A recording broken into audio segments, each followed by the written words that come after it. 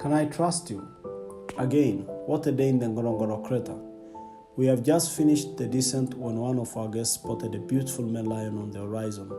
Sadly, we couldn't get its photo because the sun was just rising behind him. However, we did get the photo of what it was staring at, the zebras. We watched at it staring at the zebras until eventually it gave up and left. We were there for maybe half an hour, and neither the zebras nor the lion took an eye off from the direction it was looking. Well, eventually one gave up, the male lion. It left the scene disappearing into the valley, perhaps for a day rest, as the sun was already beginning to bake the crater. When we were still amazed and figuring out what was happening, we discovered something. The zebras had not just been standing aimlessly. By the way, they were standing facing opposite direction, with their heads rested on each other's back.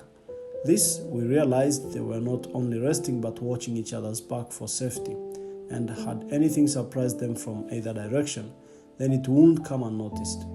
And then I thought for a minute, wait, for this strategy to work, they both had to fully trust each other, so much so because their life depended on each other. And truly, this time off, it has paid off.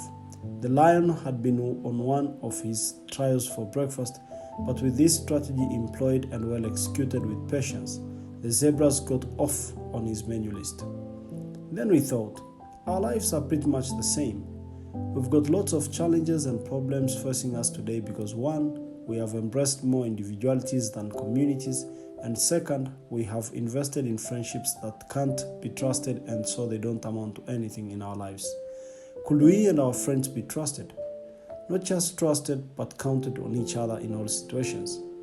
We have all heard those phrases like, together as one, go alone, go fast, go together, go far. In our Swahili tradition, there is one I like the most. One finger can't kill a tick. It's true. I solemnly believe we could be more productive, more secured, and above all, have more life if we can embrace the fact that we are all needed to each other. There is always something we could offer to others.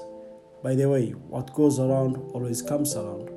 Together we can fight loneliness, anxieties, diseases, poverties, and insecurities, just to mention a few. These are challenges that are constantly stalking our private lives, like that male lion. And if we can't work together as a team and be there for each other, we won't survive the fight. Let's resolve today to be the reason someone else smiles, simply because they can trust us again and count on you and me. Count on me. Finally, we continued with our game drive to the next wild lesson.